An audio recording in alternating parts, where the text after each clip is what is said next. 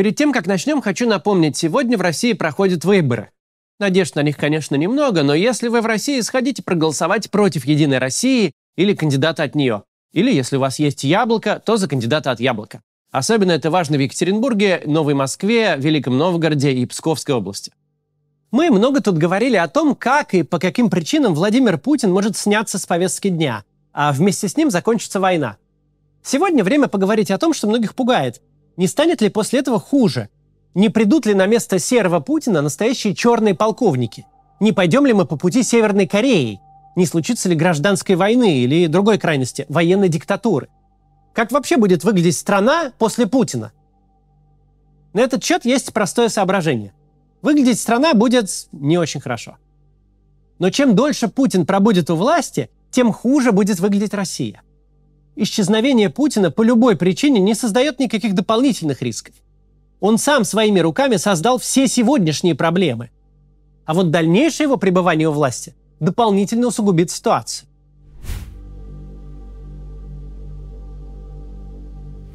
Давайте начнем с плохих новостей. Проведя самую простую калькуляцию, мы с вами придем к выводу, что в войне, по самым консервативным подсчетам, за первые 1,5 года поучаствовало никак не менее 600 тысяч россиян. Группировка вторжения составляла от 150 до 200 тысяч человек, плюс армейский резерв. Добавим сюда не менее 50 тысяч зэков, завербованных Вагнером и Минобороны, а еще минимум 300 тысяч мобилизованных, не говоря уже о неизвестном количестве добровольцев и наемников разных мастей. Мы понимаем, что цифры на самом деле больше, но для нашего вывода хватит и скромной оценки. За 1,5 года суммарное количество участников этой войны уже приближается к числу людей, успевших побывать в Афганистане за 10 лет советской войны там. Сколько-то россиян, воюющих в Украине, уже успели погибнуть.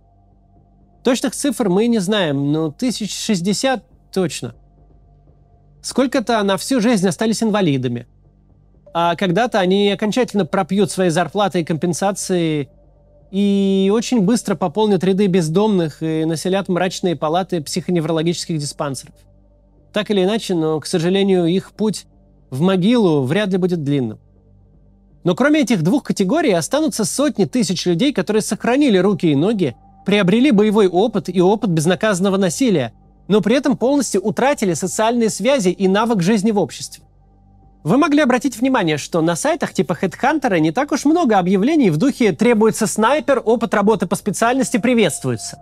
Или «на постоянную работу срочно требуется минометчик 6-го разряда, опыт не менее 3 лет». Сотни тысяч вернувшихся с фронта людей, у которых в жизни нет ничего, кроме навыка убивать и социальных связей с бывшими сослуживцами, это готовая социальная база организованной преступности.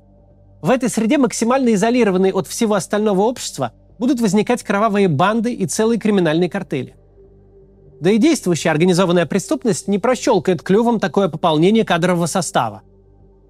Ненависть – это главное, что принесут эти люди домой с войны.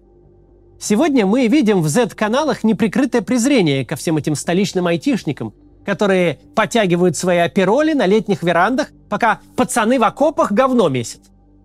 С возвращением на гражданку это чувство будет искать свой выход.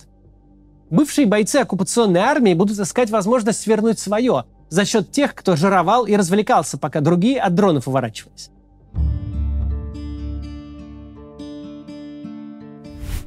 У всех восточноевропейских стран были свои 90-е. У всех был тяжелый трансформационный кризис, нищета и расцвет криминалитета.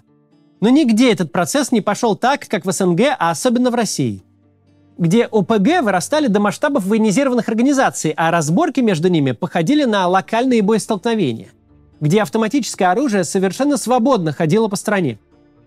90-е в России стали лихими, а оргпреступность стала тем, чем стала, потому что у нее была мощная социальная база – ветераны Афганистана.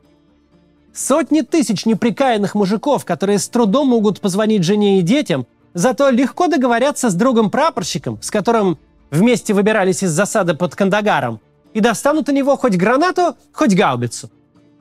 Сейчас нас ждет то же самое, только масштаб на порядок больше. Мы говорили, что сейчас нас ждет то же самое, что после Афганистана, только в намного большем масштабе. Потому что больше людей, больше накачки ненавистью, больше жертв. И с коммуникацией никаких проблем. Даже раскиданные по разным концам огромной страны ветераны вполне себе могут вариться в собственном соку и организовывать хоть группы поддержки, хоть преступные группировки прямо в чатах в Телеграме. Сколько оружия бесконтрольно расползлось по России, этого уже никто и никогда не посчитает. В сказке не скажет и пером не опишет. Его нараздавали просто кому попало. К тому же советской власти не приходила в голову светлая идея инфильтрировать в воюющую армию десятки тысяч заключенных. То есть своими руками создать связь криминалитета с военными. Преступные группировки 90-х росли из вернувшихся солдатов. В банды они собирались уже на гражданке. А у нынешней армии конфигурация такова, что ОПГ будут складываться еще на фронте. Преступное поведение распространяется по еще воюющей армии. И на гражданку это все попадет готовым к применению. Слаженные банды внезапно обнаружат вокруг себя не вооруженных противников, а кучу гражданских. Мирняк, не готовый к агрессии, у которого просто неприлично много денег и имущества. Значит, есть чем поживиться. На этом проблема не закончится, если вы вдруг подумали, что закончится. Нет. Помимо людей, которых этот режим убил или покалечил физически или ментально, есть еще их семьи, и в первую очередь дети. Кому-то отца Путин вернул в гробу, кому-то без рук и ног. Чей-то отец из работящего слесаря превратился в запойного алкоголика, а чей-то в бандита. Дети таких отцов вырастут с очень большим счетом к российскому государству, которое сломало им жизнь. Не к Путину, о котором к тому времени уже все успеют забыть, а именно к государству. Мы получим небывалый расцвет организованной преступности, и продлится он ни год и ни 10. Путинский режим породил целое сословие людей, для которых граната – это не просто нормальный, а единственно возможный переговорный аргумент. Тех, кто сложит буйные головы во имя контроля над арматурным заводом, сменят их же дети, воспитанные в насилии и ненависти. Насилие – это такое явление, что, единожды выпустив его из-под контроля, загонять его обратно ты будешь десятилетиями. На нашем веку эту проблему мы полностью не решим. Нам просто придется жить в обществе, где по жизням сотен тысяч людей проехалась война, и они не только заняты саморазрушением, но и воспроизводят сами себя. Дети уголовников будут становиться уголовниками, организованная преступность будет пополняться новыми поколениями. Социальное эхо этой войны останется в криминальных сводках даже при наших внуках. Люди, которые умеют убивать, а больше ничего не умеют, воспитают нам детей с теми же социальными навыками.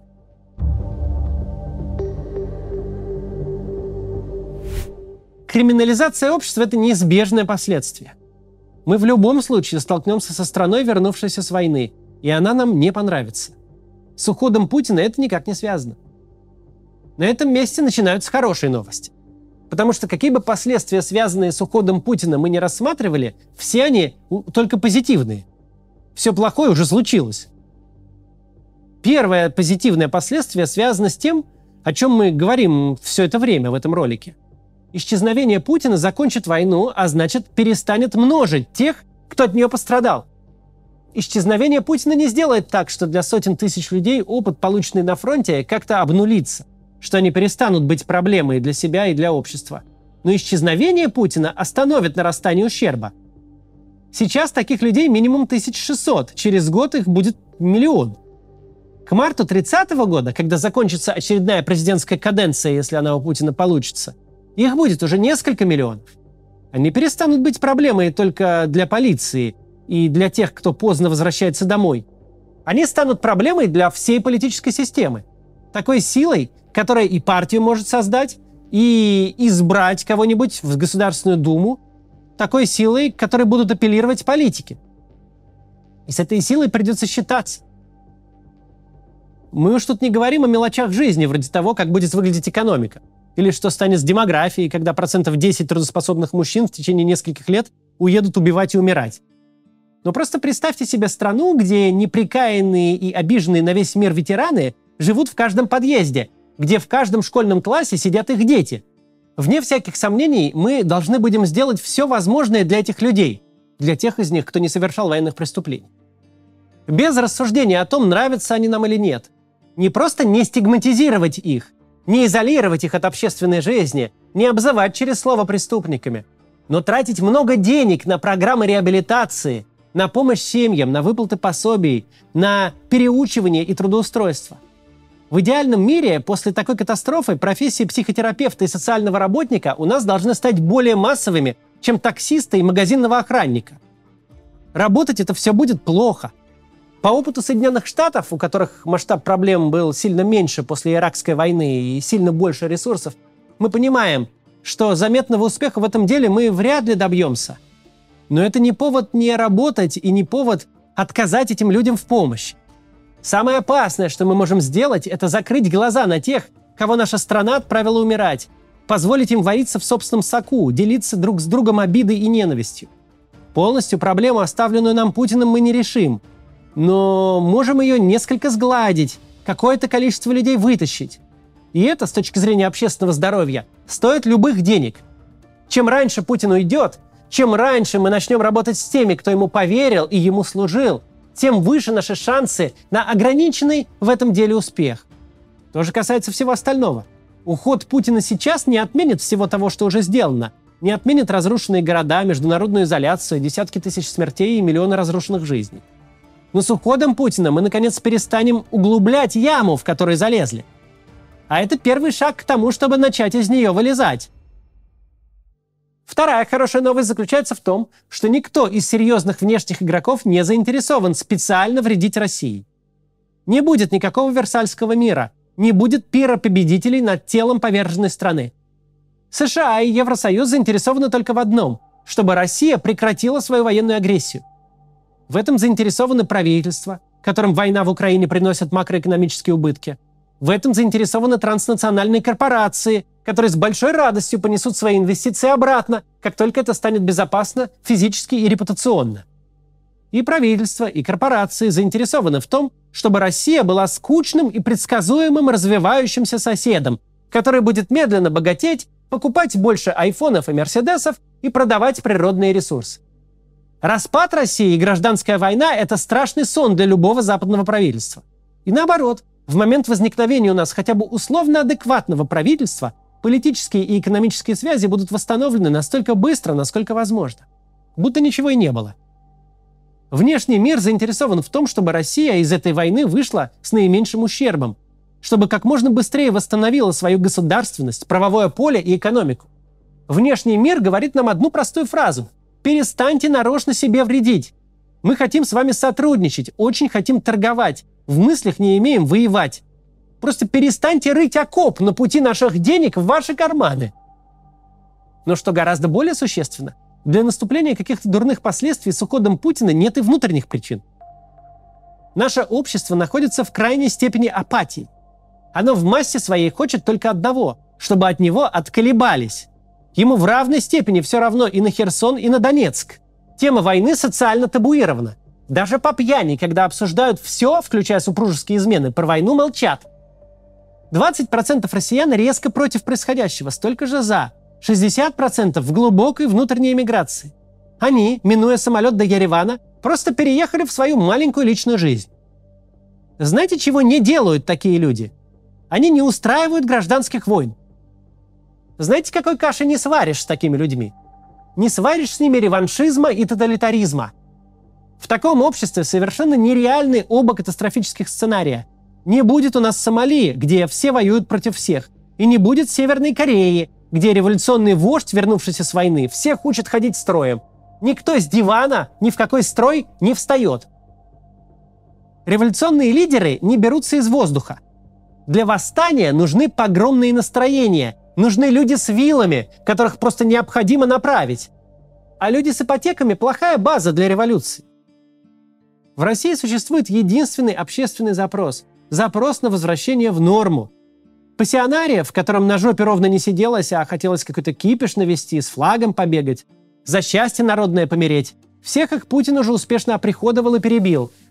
Осталось ядро общества, которое с восторгом примет тот факт, что ни о какой мобилизации речи больше не идет, что не нужно драгоценному сыночку собирать историю болезни, чтобы как у 90-летнего старика, чтобы можно было просто жить. Очень понятно, почему перспектива исчезновения Путина у многих вызывает тревогу.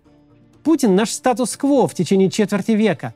Абсолютное большинство автомобилей, выпущенных до его прихода к власти, уже давненько увезены со свалок и отправлены в переработку. Почти никто не помнит, как было до Путина. Весь наш образ жизни сложился при нем. Его уход – это неопределенность, а неопределенность пугает. Но нас сейчас пугать должна определенность. Продолжение войны, втягивание в нее все новых людей, ежедневный риск, что ситуация выйдет из-под контроля и снова случится что-то вроде бунта Пригожина или хуже. Понятно, к чему ведет сохранение Путина у власти, и перспектива эта чудовищна. Если же Путина убрать из этого уравнения, его исчезновение может выглядеть как угодно, но в любом случае это будет возвращение к норме. Никакие издержки на пути к нормальности не так ужасны, как усугубление и эскалация ужаса в ежедневном режиме. До завтра.